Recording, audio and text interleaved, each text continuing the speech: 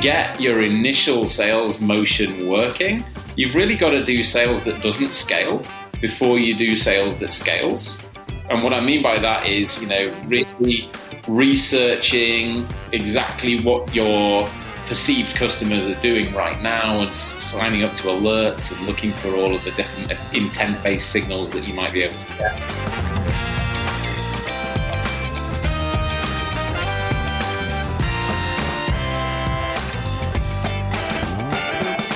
Hi, friends. Welcome to the Sales Enablement Podcast. I'm your host, Andy Paul. Now, that was Dan Morris. Dan's the managing partner of MindRacer Consulting. Now, we've had some guests on the show recently to talk about the value and benefits of outsourcing your entire sales effort. Well, in my conversation today with Dan, one of the key topics we dive into is the topic of outsourcing sales leadership. Now, the starting point of our discussion is one that perhaps is a bit counterintuitive, but makes complete sense when you look at the state of selling today, which is that sales is often not a core competency of the business, of the organization itself. Culture's poor, management's poorly enabled, and performance is subpar across the board. So we dig into that. Then we also talk about the selling process, including why studies have found that a very high percentage of buyers, some report as high as 97% of buyers, don't trust sellers. And what that figure means in terms of the way you sell and the processes you define to create a better buying experience that enables your buyers to make decisions with a smaller investment of their time, attention, and resources. So we're getting into that and much, much more on this show. But before we get to Dan, I want to remind you to subscribe to this podcast wherever you listen to it. And if you subscribe, we'd certainly appreciate it if you could also leave us a review. Give us your feedback about how we're doing. We'd really appreciate it. So thank you. All right, let's jump into it. Dan, welcome to the show. Hey, Andy. Great to be here. Great to meet you in person. Well, yeah, sort of in person, right? It's as in person as it gets most of the time today. Yeah, given that we, at least part of the time, you and I live within a couple miles of each other. So very true. Yeah, when we're both in Manhattan at the same time. So, yeah, we'll have to make sure, now that we've met here, quasi face-to-face. Next time we're both in Manhattan, we'll make sure we get together. Outside, lots of good venues still available. So let's go right. and how they're doing afterwards. That's right. Well, lots of good venues outside. So, so tell us a little bit about you and what you do.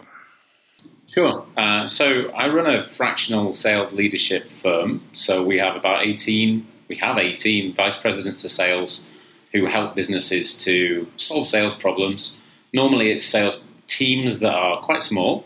CEOs hired a couple of salespeople, run out of time, can't give it the time and energy that they need. Or in some cases... That sounds like an excuse, doesn't it?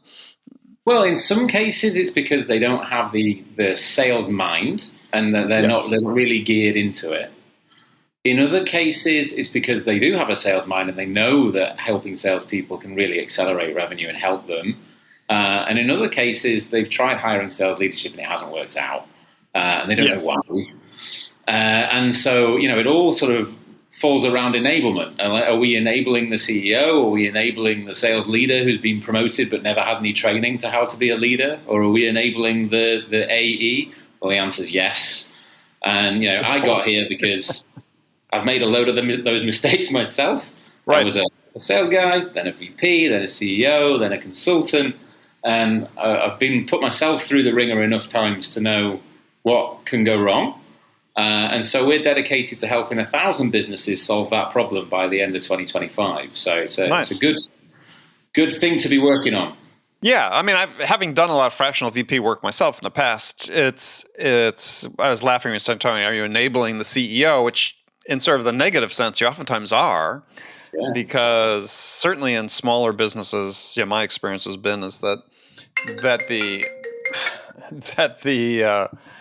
the bulk of the CEOs I worked with in sort of small, let's say sub $50 million companies, didn't want to sell. There were some that did, had no problem, but by and large, most of them did. So I started laughing because it really were, I felt like times enabling them to run away from what they really needed to do is to get out and understand how their product was being sold so that they could create a culture and create an operation that was more realistic. Yeah, it's interesting because if they want to stay small, then they have to keep avoiding that problem and just take what comes to them, right? They just take orders from their network, they deliver work well, and it's fine. They want to stay small.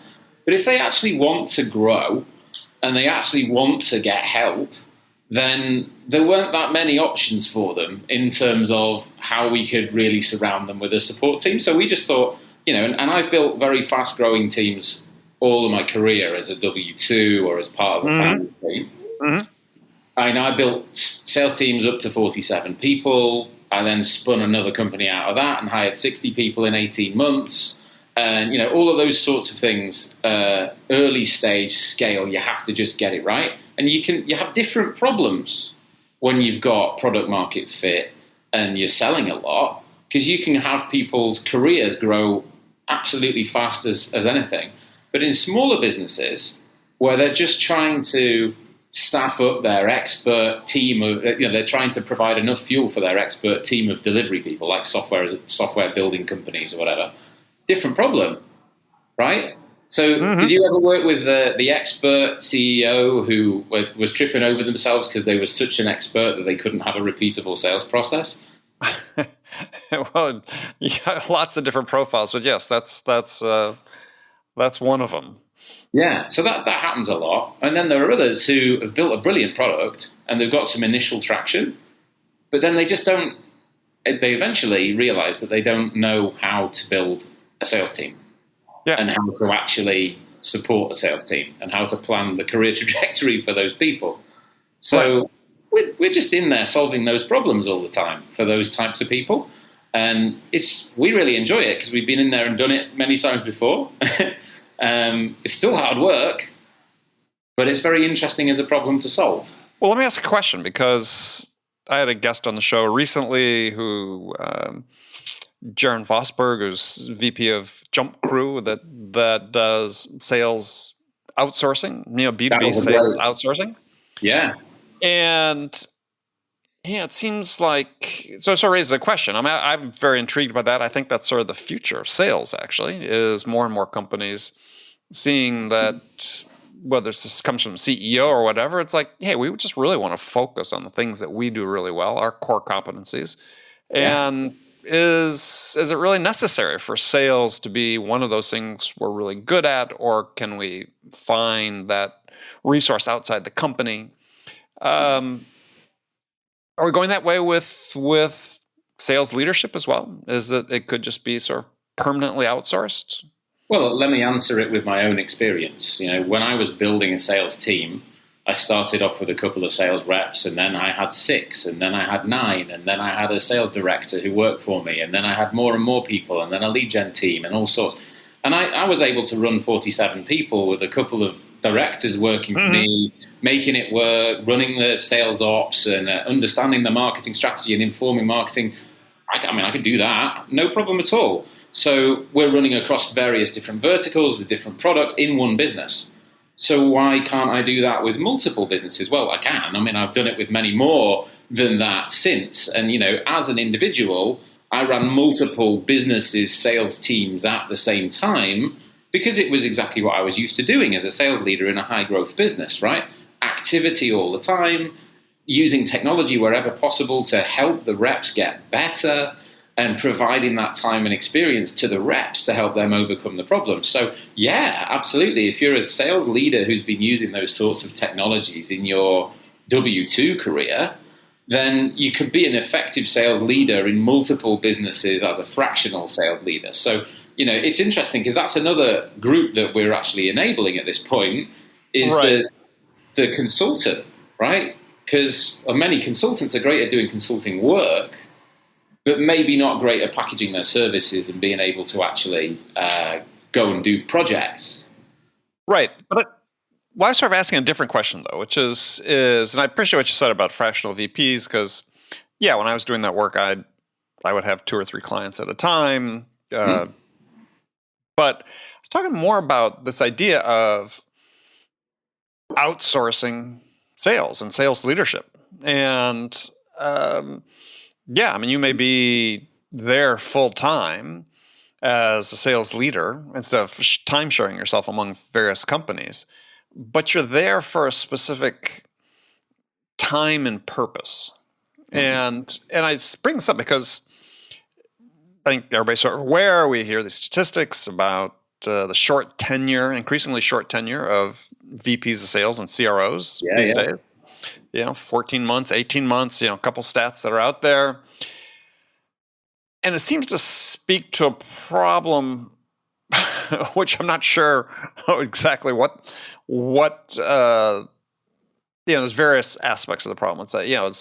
But that causes this short tenure. And I think, obviously one is just poor hiring practices on the part of companies in terms of understanding what they need at any point in time. So perhaps a model more like yours, except more on a full-time basis for a limited period of time, is the right way, which is, look, we hire people for specific roles as opposed to saying a career, right? So, hey, I'm a small company. I'm growing quickly, but I'm in the $0 to $15 million stage. Yeah. That's a specific type person. Definitely. As opposed to someone that's the 15 to 50 or 15 to 100 type stage. Yeah, for sure. So is the question more along the lines of, is this the future of selling? And I think that flexibility and access to resources that you need to get your business to whatever your next level is at the stage that you're at is absolutely what people want. It's what business needs to access talent when they need it for the right stage of business and only for that right stage of business. And, I listened to the Jump Crew episode. I think they've got a brilliant business model. I think it works really, really well. We have partners also who outsource and run complete sales teams if that's what our client wants. Mm-hmm. We have advised and will continue to advise them on how to do that, how to set it up, how to get the best from it, right? And then make an introduction, right? But there are also leaders in businesses who want to make sure that they're building internally and building a team and running the culture and owning that whole experience of building the company, but they just need some help. And so, depending what side of the fence their mindset is, where they need to go is one factor. And also the biggest factor is, what does the business need right now? Like, what is the way of this business as an independent entity getting where it needs to be? Because we need to get X, Y, Z experience. And I'll give you another example. Mm-hmm. Most of the VPs that I've interviewed over the last few years, and we're talking many, many, many VPs, mm-hmm. They don't really, they get sales ops, but they don't really enjoy doing it. Like being involved in really mapping out all of the things that go into Salesforce workflows or mapping out HubSpot's workflows or integrating systems. They'll get it, but they're probably not getting out of bed excited about doing it. So, mm-hmm. If we've got a sales ops team, which we do, who get out of bed excited about doing that, they're brilliant at it, they've done all the research, and they partner with a VP to get it done quickly and effectively, guess what? Everybody gets the result that they need. So we're not only living in that space that you're describing there by using what we need at the time that we need it, but also helping the client get what they need at the time that they need it. And I think that's absolutely the way of, especially these businesses that we mostly work with, that are in that 500K to 20 million sort of stage. Mm-hmm, mm-hmm. They can't yet afford a full-time sales ops person. They can't think about the time it takes to properly evaluate what technology stack that they need. They don't really understand exactly how to do the headcount plan to get them the resources they need right now and then prepare for what they need next. And so, there's a huge amount of value for businesses who do want to have that flexible approach to making their decision. And then, hey, if it's more appropriate to work with a completely outsourced sales team because they want to run for it, they're doing a land grab or they've found product market fit and they want to accelerate hard, brilliant. Well, I think it could be more basic than that, though. And I think that I see the future where, again, it's not just sort of a, purely in the moment sort of needs-based thing, but it's what you do is outsource sales. Look in so many companies sales is considered sort of the necessary evil, right? The culture around sales is poor. Just go on, spend any time on LinkedIn and listen to sellers and even lower level sales managers talk about the struggles they have with managers never, companies do such a bad job of investing in enabling managers, right? Especially frontline managers, which is a critical source of we'll call it failure, if you will. And companies, by and large, start saying, well, the way we're doing it's sort of good enough. And it's like, well, hey, if you take a different approach to it and say, yeah, we're going to bring in this resource, and they're taking on this responsibility because they're a professional sales organization. So their culture that they've built within their team, the training and the enablement they do, they bring in the tech stack that they use.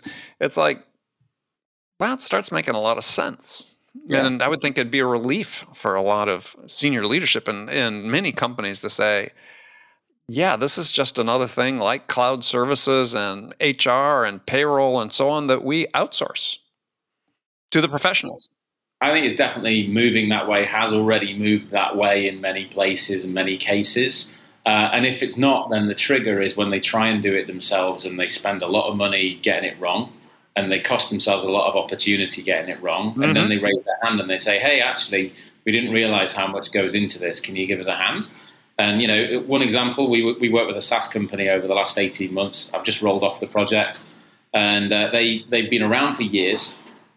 And they were at 250K ARR. They just couldn't decide which market to chase. So they were trying to chase them all. And, we were quickly able to help them focus on what was going to make sense for them. And since then, we've 7x'd their ARR. So, just getting them to that stage. And if we do a really good job, we get fired.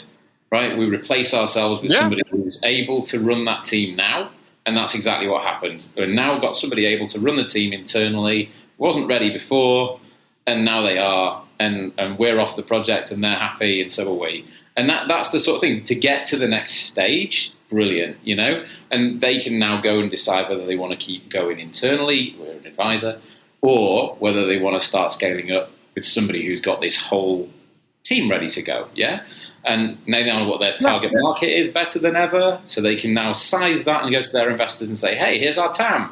We now know who our TAM is. I think that's one of the benefits we're talking about with this type of service. I always remember this story.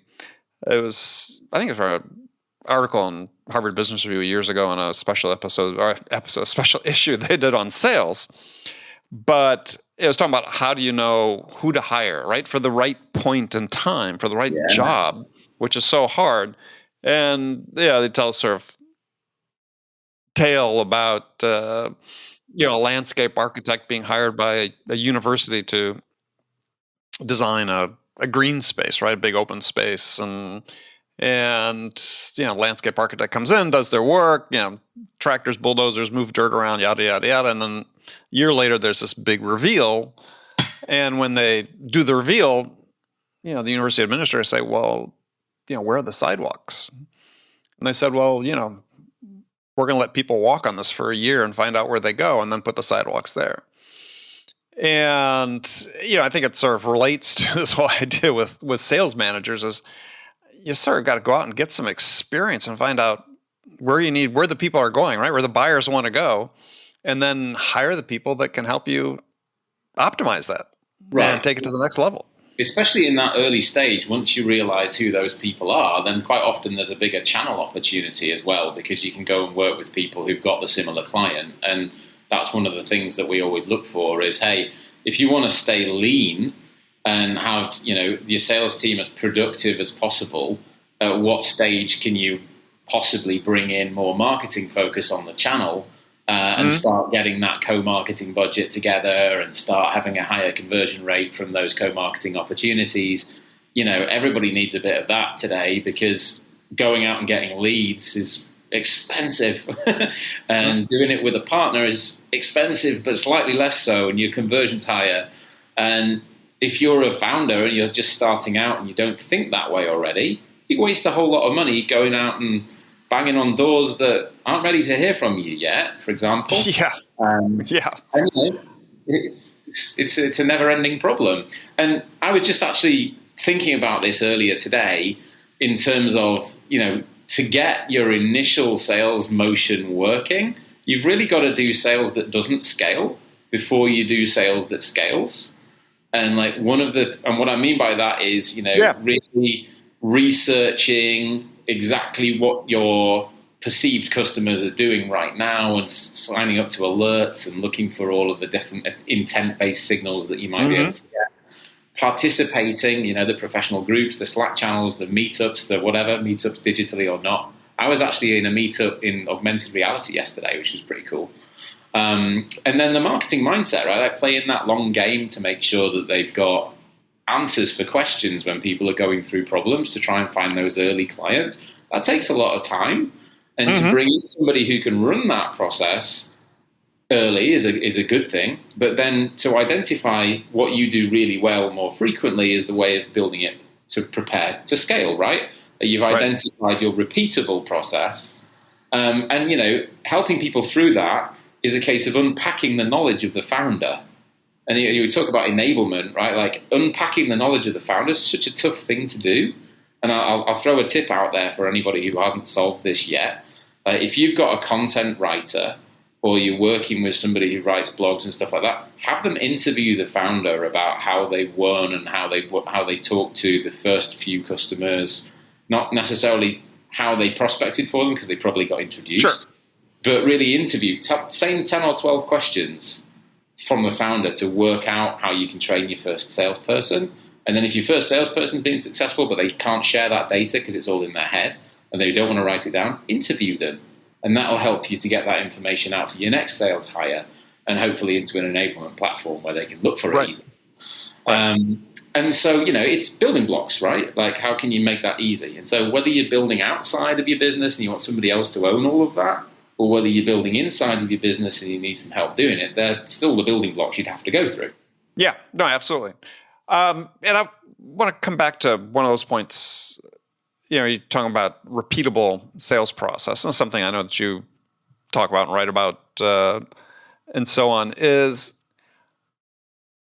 the term is used so frequently, but I don't think people really understand what it means, right? Because, I've done a lot of research into sales processes. I just did a bunch as part of a new book I'm publishing, and at least in the tech space, when you look at definition of what a sales process is, it's fundamentally unchanged for the last N number of decades, at least 50 years, if not longer. I mean, sure, there's automation but the fundamental definitions of the process are sort of the same. Initial contact, qualification, discovery, demo, propose, close, all sort of variations on IBM's legendary 5-call close that is probably 100 years old at this point. So, when people talk about repeatable sales process, really, what are they talking about? Because there's sort of this inherent logic with those steps that IBM laid out in the early days of selling computers. Contact, qualification, discovery, demo, propose, close. I mean, it's like, what else is there? It's all of the detail around each of those stages that really makes the difference, right? So you can buy a CRM off the shelf and it's probably got those stages built into it, but just buying a piece of software doesn't solve the problem, does it? You start using it and you put your cards on there after you've had a call, but if you don't have an actual entry criteria for each one of those stages and an exit criteria for what you have to be able to agree before you move to the next one, then you just end up with a to-do list. And, we often see businesses with a huge amount of cards on their Kanban board, and it doesn't matter whether they're using, a project management software as their CRM or a HubSpot or a Salesforce or whatever. If they're using it badly, which is just basically putting a list of calls that they've had with people who said they might be interested one day, then that doesn't really get them as far as they could go, right? So the repeatability of it is to make sure that any one person could follow and do the same thing, and then to be able to get to a sensible discussion at the sales meeting each week. Why is it in that stage? And so, another good example, right? So we went into a business recently and they had gone through a couple of years of building their data, bad CRM before, and that they'd moved to HubSpot because they wanted to make a change, but they hadn't reviewed the actual stages. And so we sat down, interviewed the sales team, and understood the process that they were following mentally. And actually just wrote that down and said to them, okay, well, what is the entry and exit criteria that you're using for each of these? And they're like, we're not really, we don't really know. We just sort of put it here if we think it's 50%. And so we help them to define that. And it only, you've been through this a lot of times. It's a straightforward exercise. But if you've never done it, you don't think of it. And so that straight away, within a couple of weeks, they started having better conversations within the sales meeting. And then several months later, they've got really much better data to begin to drive some insights for their business. So repeatable means consistent. It means being able to decide when something should be in stage 1, stage 2, stage 3, whatever you call them. And it means agreeing like what is actually a sales opportunity and what is not a sales opportunity. And if you have just an open entryway for somebody who said, oh, that sounds like a good idea, when you talk to them on the phone, then your sales forecasting is going to be very low quality. And close rate's going to be very low. And what is low compared to a benchmark, right? So that's when we talk about a repeatable sales process, it's establishing those sorts of benchmarks, it's establishing the entry and exit criteria, and then enabling a feedback loop that says, hey, last month, here's what it looked like. Let's shoot for this month, and just steadily getting that better. And one of the big things that feeds that is looking back at the data from the customers you made most money from before. And why, right? Like, why did they stick around? They were obviously getting value, but do we know why? Have we talked to them? Build a persona, start to understand better the stories of the people who actually bought from us before and why they're still around, right? That's what we're talking about when we talk about repeatable, because that's something that you can train a salesperson on the framework, and they can build confidence quickly with telling those same stories regularly. And they can recognize when something's not a great fit and why, which then means that your business is able to start harnessing those metrics and starting to see some level of how much can we invest in marketing, right? So I think that's beyond the stages 1 through 5. That begins to be the next layer of information that makes it useful. And, a lot of owners, founders, CEOs don't think through that very much when they buy a CRM. They just get told, hey, we want this CRM. Or they throw a lot of money at marketing to see what sticks, which is cool. Anyway, I could talk for a long time about all of this. No, go ahead. I think that unfortunately in the hands of too many leaders, though, the process itself becomes this very rigid thing. And the problem with rigidity in sales is that no two buyers are ever alike. And I don't agree with that. Excuse me? I don't agree that no two buyers are ever alike. Well, I think fundamentally they're not. You're two different, unique human beings. I mean, they may have something similar in terms of their requirements, but from my own experience is that, I have a process that's somewhat repeatable, but every time I talk to a unique human being, their perspective on the world and what they're trying to get out of it and the way I interact with them and the way they process information and go through it, it's never going to be precisely the same. Well, they're not identical, but they are alike. Well, but they're not alike. They're unique, right? I mean, so yes, there's some similarities, but they are unique. And it's this idea that there is no uniqueness, especially what we see oftentimes in sales today, is I think what's sort of one of the big causes of poor results is that there's a sense that, everybody is the same, that we are able to be completely consistent. Every call should go this way, or every customer will answer the questions the same way, and they don't. So I think when you talk about it, it's a framework, sure, but too often these days I see it's not applied as a framework. It's applied as follow the instructions step by step by step, and when you have people that don't react and interact with you in the way that you're predicting, then things get thrown off. I think that's a real good point, and it's a training problem. And if there is not the training that enables the reps to be aware of what to listen to and some possible information that they can make a decision about using, then there's a big opportunity to help them get better. And that's why it's important to listen to calls and see, hey, that's interesting. You listen to it this way. You answered that question that way. Walk me through your thought process there. What was it you were thinking when you used that example? And was there anything else that you thought about saying but you didn't say? they're the sorts of things that call coaching enables very easily, right? And, if you're a VP that really wants to get great results from your team, they're the sorts of things that can really help them build their confidence.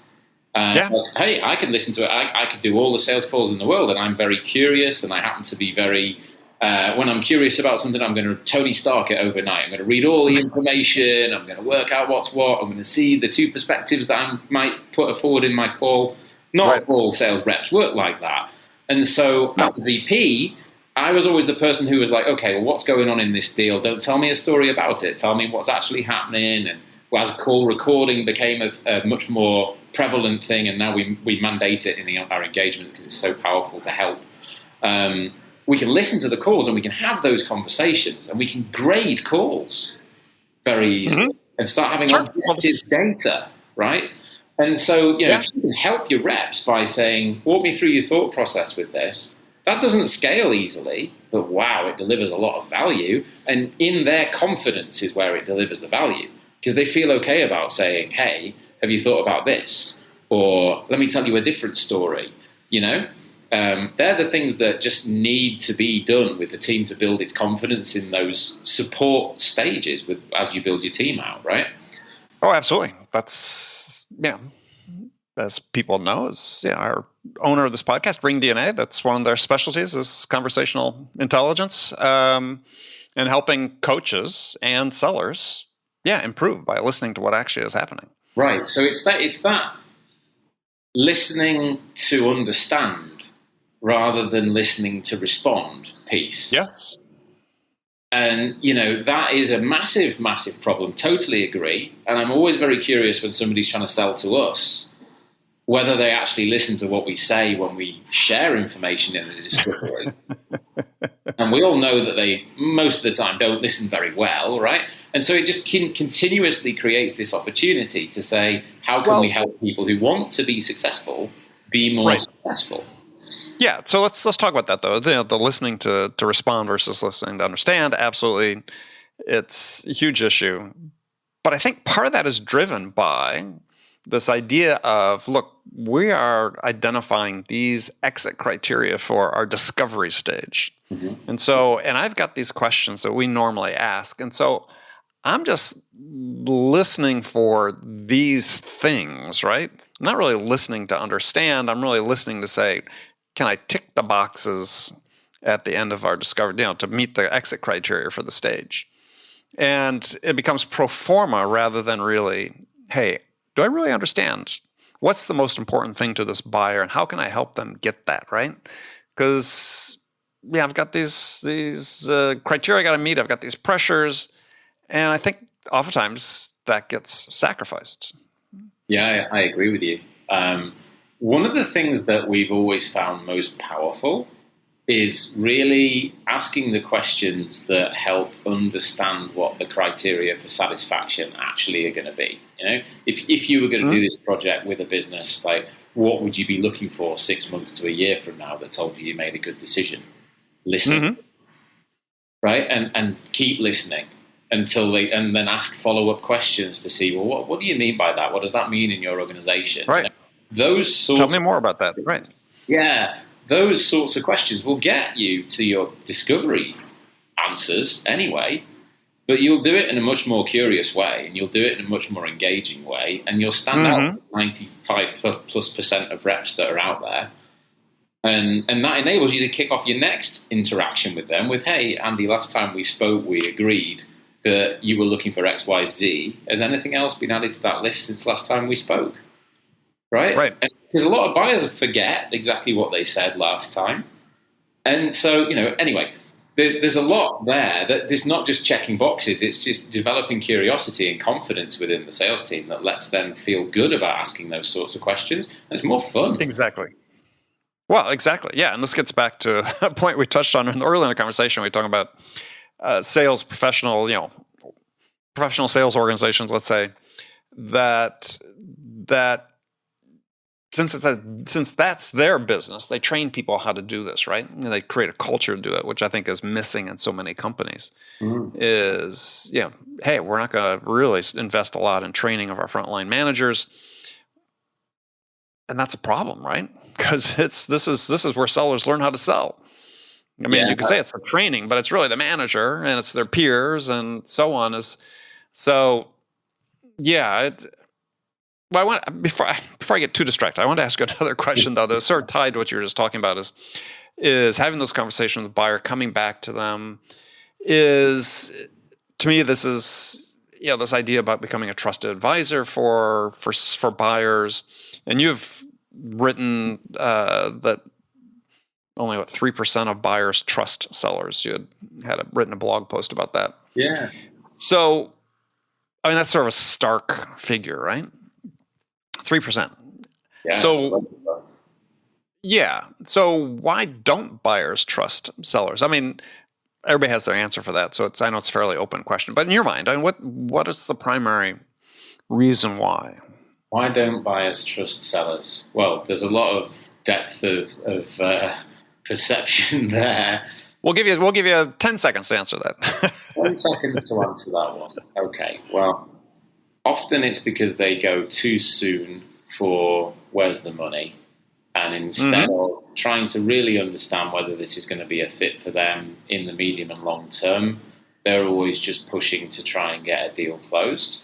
And there's a big nuance when it comes to a consultative sell for an enterprise product or something that requires a lot of rollout versus a transactional sell. So let's talk about B2B consultative sell here. And yes, that's what I'm referring to. The trust comes to whether they really believe they're getting quality answers from the salesperson. If the salesperson just answers really quickly and gives them an off the top of their head answer rather than saying, let me bring in a consultant, let me bring in our solutions manager, a solutions team to work through this, they just get there too quickly. And they don't trust the result that they're going to get from that salesperson, so they don't pursue the opportunity. They get commission breath, I think, is the best way of summarizing it. Like they're going for the close way too soon without bothering to invest, and that sticks with people. And that sort of friction is not future-proof. No, it's the opposite of future-proof, right? Because I think if you're saying that figure statistic is right, but let's assume it's even off by a factor of 5 or 10. I mean, it's still a vast minority of sellers are trusted by buyers. Is what it says, though, is that buyers make the choice and decision about what to buy in spite of the salesperson, not because of the salesperson. And I see this as sort of the bridge for sellers to cross is to become the reason why the buyer buys, as opposed to the buyer just buying despite them. And you sort of lay it out in something you just talked about here and something you've written about in terms of professional salespeople take nothing for granted. They assume nothing. Make sure that they really understand. Ask the questions. Make sure they really understand. And make sure the buyer feels understood, which I think is oftentimes overlooked. There's another part to this, and that is that the salesperson feels supported within their organization, where if they say no to something because it's not going to be a good fit, then that's going to work well, rather than them feeling that they're going to be reprimanded for not trying to push that lead, or they're going to have to explain to somebody why the deal didn't go forward, whatever. If you've got a really solid set of criteria that you need for a good client within the business, and the rep feels confident in doing that, they don't spend their time trying to put a square peg into a round hole as much. And if quotas are they're always aggressive, right? Quotas are always aggressive, but if some people in the team are attaining them and they're actually being able to say no to some stuff and actually work on stuff that's got a longer burn, then that's a great example to the reps who are not there yet and want to be. And there's a cultural element to that within the team that, if your team is able to be a consultant and say, it doesn't sound like it's a good time for us to work together, but here's what people have done before they worked with us. Give you an example. I worked with a SaaS company recently, and they're in the sales enablement space. They do digital presentations, And they realized that before people invested in their sales presentation tool, there were several other pieces of the sales tech stack that they had to have in place first before it made sense for them to invest with them. And so we actually mapped out a timeline of what technologies were in place. Technologies, not even brands of technology, but technologies that were in place before it made sense. And as part of the discovery, it was possible for us to work out where we couldn't see it because of Weapalizer or whatever, whether they were ready, right? And whether we should be talking later. And did they have plans to implement this missing piece first? That is pretty powerful for a salesperson to be able to go, yeah, the most successful people generally have this and that in place first. Doesn't sound like you have that. So, are you planning to do that in the future? Right? Like that is like, whoa, he's not going to just take my money right now? Oh, that's amazing. I definitely want to come back to that person in the future. There's always pressure to get the deal across the line. Is there anything we can do to win them now and not bill them later? That's a management problem. So, there's always, and this is one of the fun things about being a fractional VP, is that you get to be able to see and support both mindsets, the C-level and the rep, to be able to help them understand each other's perspective on that and to be able to start mapping how we can do this better, right? So it's a fascinating challenge, and I agree it is an ongoing one. I obviously wrote about it, but that's one of the ways in which you can help salespeople have the confidence to gain trust. Yeah, you're an interesting comment here. It sort of triggered a thought too. Is I think one of the great things I found about doing the fractional VP work is that there's at some point there's an expiration date on that, right? I mean, at some point you stop becoming part of the solution and start becoming part of the problem. Well, that's where we want to replace ourselves, right? So that's right. For me, I like the scrappy early stage parts of a business, and then when it becomes maintenance management, I get bored. And so, we have other people who love maintenance management, but not the scrappy piece. So we could swap out people, but that's often a stage where, a consultant may have run their timeline, added a lot of value, and then the business is on to something else. Again, it's that timeline piece. Where you fit with the right person to get you to the next stage. So that's definitely the world we live in. Yeah, hire for an assignment, not for a career. Yep, absolutely. All right, well, Dan, thank you very much for joining us. Great conversation, Andy. Always knew this was going to be a good one based upon some of the stuff that I'd listened to, but enjoyed this very much. Well, thank you for listening. So if people want to connect with you and learn more about you, how should they do that? Yeah, sure. So our website is mindracerconsulting.com. You can find me on LinkedIn. It's just LinkedIn Dan Morris profile. They're the two best sources. And if you go to mindracerconsulting.com, mindracerconsulting.com/Andy, there's a download available for you there. If you're having challenges onboarding your first salesperson and you want a resource, there you go. You can have that. Glad to be associated with that. All right. Dan, thank you so much. Thank you, Andy. Enjoy the rest of your day. Okay, friends, that's it for this episode. First of all, I want to thank you for taking the time to listen. As always, I'm so grateful for your support of this show. And I want to thank my guest, Dan Morris, for sharing his insights with us today. If you enjoyed this episode, please subscribe to this podcast, Sales Enablement with Andy Paul, on iTunes, Spotify, or wherever you listen to podcasts. So thank you very much for that. And thank you so much for investing your time with me today. Until next time, I'm your host, Andy Paul. Good selling, everyone.